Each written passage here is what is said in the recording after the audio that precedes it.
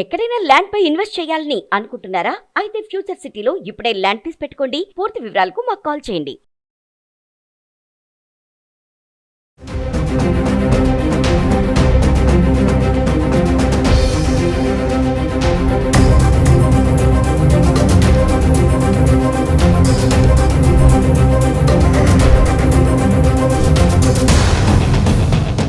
నమస్తే, welcome back to Suman TV. Present మనతో పాటు ఉన్నారు అనలిస్ట్ మందరి కృష్ణారెడ్డి గారు. నమస్తే సార్. నమస్తే అమ్మా. సార్, రీసెంట్ గా కర్నూలు బస్ యాక్సిడెంట్ గురించి మనం మాట్లాడుకున్నాము.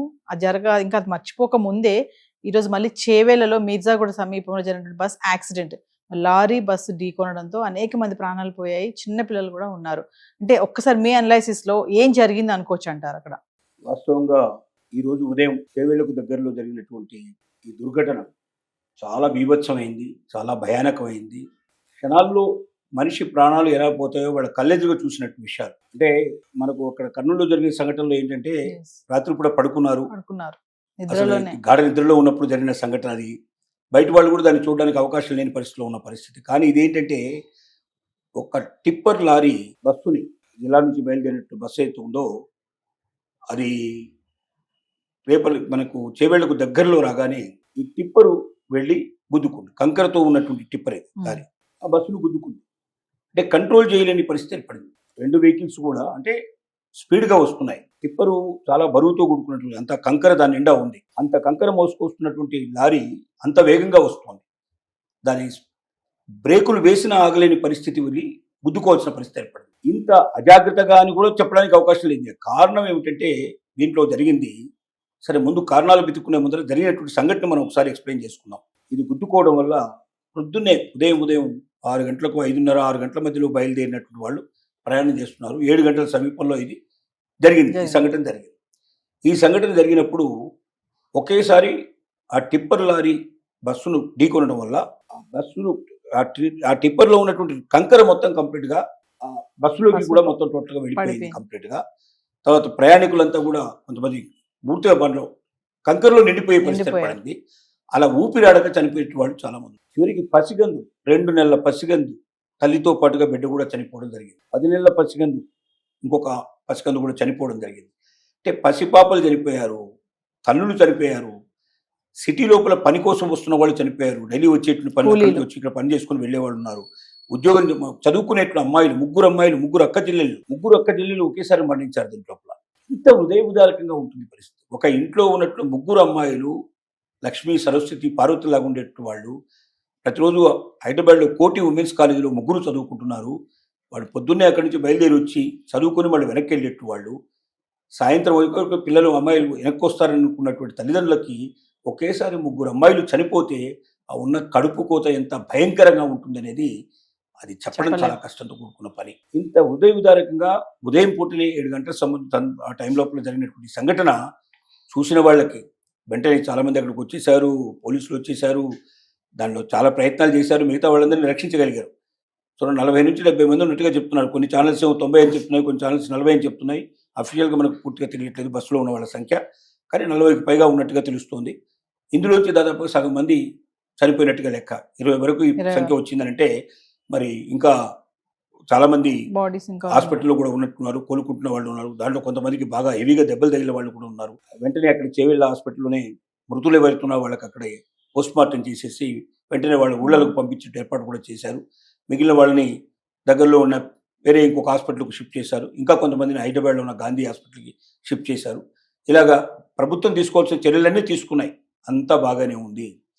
కానీ ఘటనకు అసలమైన కారణం ఏమిటి అనే విషయాన్ని చాలా లోతుగా పరిశీలించాల్సిన అవసరం ఉన్నది.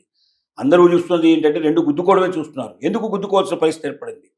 ఆ రోడ్డు ఇంకా సింగిల్ రోడ్డుగానే ఉంది, అది వైడ్ చేయబడలేదు, అది హైవేగా మార్చే అవకాశం ఉండే పరిస్థితి. 5 ఏళ్ల క్రితమే దానికి నిధులు పూర్తిగా సమకూర్చబడ్డాయి, టెండర్స్ కూడా పిలువబడ్డాయి, టెండర్స్ కూడా వాళ్ళు యాక్సెప్ట్ చేశారు.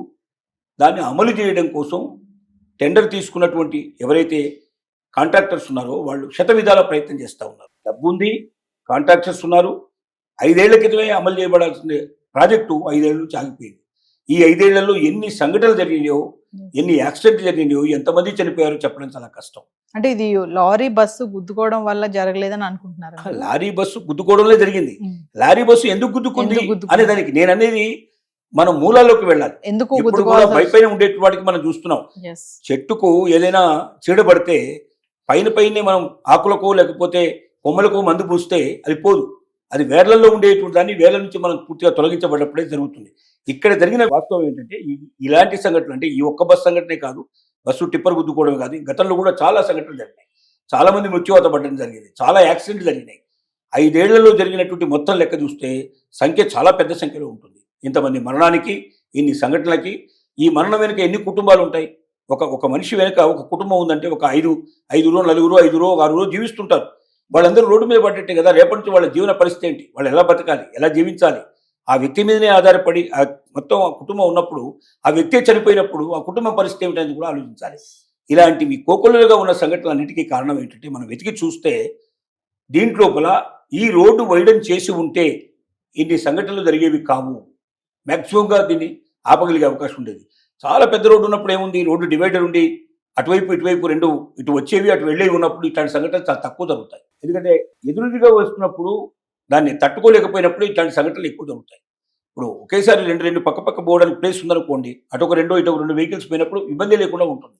అటు 3 వెహికల్స్ పోయినా మనకి ఏ ఇబ్బంది ఉండదు. కానీ ఎప్పుడైతే ఒక సింగిల్ రోడ్లో 2 వెహికల్స్ ఒకేసారి వేగంగా ప్రయాణం చేయాలంటే కష్టం. 2 స్లో అయిపోయి మెల్లగా పక్కన వెళ్తూ ఒకసారి దాటిన తర్వాత మళ్ళీ వేగాన్ని పెంచుకోవాలి. కానీ ఒకేసారి అంత స్పీడ్లో వస్తూ ఒకదాన్ని ఒకటి గమనించుకోకపోవడం కానీ, దూరం నుంచే దాన్ని జాగ్రత్త పడకపోవడం కానీ, స్పీడ్ తగ్గించుకుంటూ దగ్గర రాకపోవడం కానీ జరిగితే సడన్గా ఒకసారి స్పీడ్ తగ్గించుకోవాలంటే సాధ్యమయ్యే పని కాదు. దీనివల్ల ఈ జరిగిన నష్టం అంతా ఇంత కాదు. ఎందుకు ఈ 5 ఏళ్ల నుంచి ఈ రోడ్డు వేయడం జరగలేదు? 5 ఏళ్ల క్రితమే ప్రభుత్వం నుంచి డబ్బు శాంక్షన్ అయిపోయి టెండర్లు కూడా పిలువబడి, టెండర్లు కూడా ఓకే చేయబడి, కాంట్రాక్టర్స్ మేము వేస్తాం మర్రు అంటున్నా కూడా ఎందుకు వేయని పరిస్థితులు ఏర్పడ్డాయి అంటే, కొంతమంది యువకులు అక్కడ నేషనల్ గ్రీన్ ట్రిబ్యునల్కి వెళ్ళి కేసు వేశారు. ఎవరు వేశారంటే, ఈ రోడ్డు వైడన్ అయినట్టయితే కొన్ని పర్యావరణానికి కొంత నష్టం జరిగే అవకాశం ఉంది, కాబట్టి పర్యావరణ పరిరక్షణ కింద ఈ రోడ్డు వేయడానికి వీలు లేదు అని వాళ్ళు గ్రీన్ ట్రిబ్యునల్లో కేసు వేశారు. ఓకే, ఈ పర్యావరణ పరిరక్షణ వల్ల ఎప్పుడో 50 ఏళ్ల తర్వాతనో 100 ఏళ్ల తర్వాత ఇలాంటి నష్టాలు మనకు జరగబోతున్నాయని చెప్పిన మాట వాస్తవమే. వాళ్ళు ఆలోచించాల్సింది ఏముండేనంటే, ఒక విషయం, రోడ్డు ఆల్రెడీ వేసి ఉంది, ఇప్పుడుగా దశాబ్దాల నుంచి ఆ వేటు ఉంది. ఆ రోడ్డు మీద కొన్ని వేల వెహికల్స్ నడుస్తున్నాయి, పోతున్నాయి, జరుగుతూ ఉన్నాయి. అక్కడ యాక్సిడెంట్లు కూడా చాలా జరుగుతున్న విషయం కూడా వాళ్ళకి స్పష్టంగా తెలుసు. మరి ఈ రోడ్డును మోయించగలరా? ఈ రోడ్డును క్లోజ్ చేయడానికి వీలే వాళ్ళ కేసులు. వాళ్ళు వేసిన కేసు ఏంటంటే వైడన్ చేయడానికి వీల్లేదని కేసు వేశారు. రోడ్డు వైడన్ మీరు ఆపుతున్నారు తప్ప రోడ్డును మీరు ఆపడం లేదు. రోడ్డునే పూర్తిగా బంద్ చేయమని వేసుంటే, ఈ రోడ్డు వేయొద్దు, ఈ రోడ్డుని మొత్తం ఆపేయండి, మీరు పర్యావరణానికి పరిరక్షణ లేదు, దీనివల్ల చాలా పర్యావరణ హితవుగా జరగడం లేదని మీరు భావించి ఉంటే మీరు ఏం చేయాలి? మొత్తం వేయకుండా ఆపించాలి. అసలు మొత్తం రోడ్డునే స్టాప్ చేసేసి వేరే కొత్త రోడ్డు కోసం కొత్త మార్గంలో వేయమని మీరు చెప్పాలి. అలా చెప్పలేదు. మీరు ఏం చెప్పారంటే, మీరు వైడన్ చేయడానికి వీల్లేదని విన్నారు. రోడ్డు వైడన్ చేయడానికి మీరు వేయలేని, సరే దాని మీదనే మీరు నిలబడ్డారంటే 5 ఏళ్ల తర్వాత ఈ మధ్యనే పెద్ద మనుషులు ఎవరో వెళ్ళి వాళ్ళతో చెప్పారు, అయ్యా ఇన్ని జరుగుతున్నాయి సంఘటనలు, ఇంతమంది చనిపోతున్నారు, ఇన్ని కుటుంబాలు రోడ్డు మీద పడాల్సిన పరిస్థితి ఏర్పడుతుంది, మీరు చేసిన వల్ల ఇప్పుడు 100 ఏళ్ల తర్వాత ఎవరికో లాభం కలుగుతుంది, కానీ ఇప్పుడు ఇంతమందికి నష్టం జరుగుతుంది, ఇన్ని వేల మందికి లక్షల మందికి నష్టం చేసిన తర్వాత మీరు పర్యావరణ హితం కాపాడితే ఏంటి, కాపాడకపోవటమేనే వాళ్ళకి ఏదో హితవు చెప్పారు. హితవు వాళ్ళు ఒప్పుకొని కేసు విత్డ్రా చేసుకున్నారు. ఈ మధ్య 2 రోజుల క్రితమే ఆ రోడ్డు పనులు మొదలైనవి. 2 రోజుల క్రితం రోడ్డు పనులు మొదలైనవి. బహుశా ఈ టిప్పర్ కంకర్ కూడా దానికోసం వెళ్తుందేమని, అంటే అది కరెక్ట్గా మనకు తెలియదు కానీ అయి ఉండవచ్చని కొంతమంది ఊహ. అంటే ఏం జరిగింది ఇక్కడ?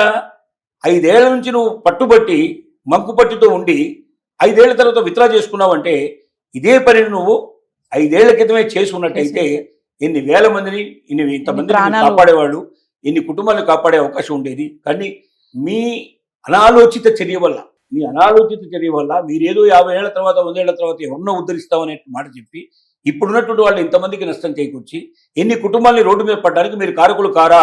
ఇలాంటి అనాలోచిత చేసినటువంటి యువకుల్ని లేదా మనుషులు ఎవరైనా ఉంటే వాళ్ళ మీద తిరిగి కేసు పెట్టాల్సిన అవసరం ఉంది. మరి వాళ్ళ వల్లనే కదా ఇన్ని జరిగినాయి, వాళ్ళ వల్లనే కదా ఇన్ని ప్రాణాలు పోయినవి.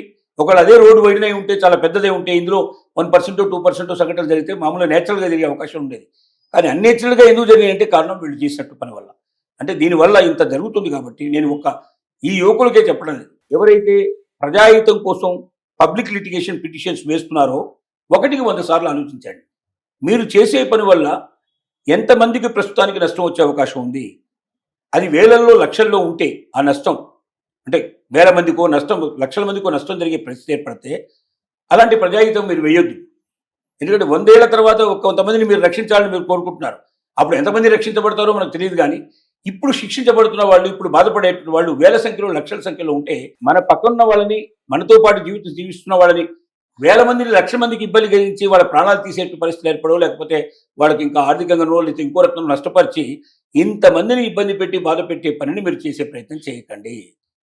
1కి 10 సార్లు ఆలోచించండి. ఒకవేళ మీరు చేస్తే, ఇలాంటి కేసులు వేస్తే ధైర్యంగా నిలబడి అది పూర్తయ్యేటట్టు చేసి దానివల్ల నిజంగా సమాజానికి మేలయ్యేటట్టు చూడండి.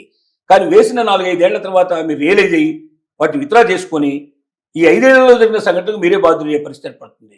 అలాంటి వాళ్ళ మీద తిరిగి ప్రభుత్వం నుంచి కేసు అంటే మళ్ళీ ఇంకొక ప్రజాహితమైన కేసు వేసి వాళ్ళకు శిక్షలు పడాల్సింది చేస్తున్నారు. అట్లాంటి శిక్షలు పడితే కానీ మిగతా వాళ్ళు అనాలోచిత చర్యలు చేయరు. ఇది కాబట్టి చేవెళ్ల రోడ్డు ప్రమాదంలో ప్రతి ఒక్కరూ ఇంతమంది చనిపోయారు, అంతమంది చనిపోయారు, ఇది జరిగిందని చెప్తున్నారు. కానీ ఈ ప్రమాదానికి అసలైన కారణం గురించి పెద్దగా ఆలోచించట్లేదు. మేధావులంతా ఇప్పుడు మనం చెప్పిన విషయాన్ని గురించి ఆలోచన ప్రారంభిస్తారని, భవిష్యత్తులో ఇలాంటి సంఘటనలు తగ్గిపోవడానికి వారంతా దోహదపడతారని మనం నమ్ముదాం. Thank you sir.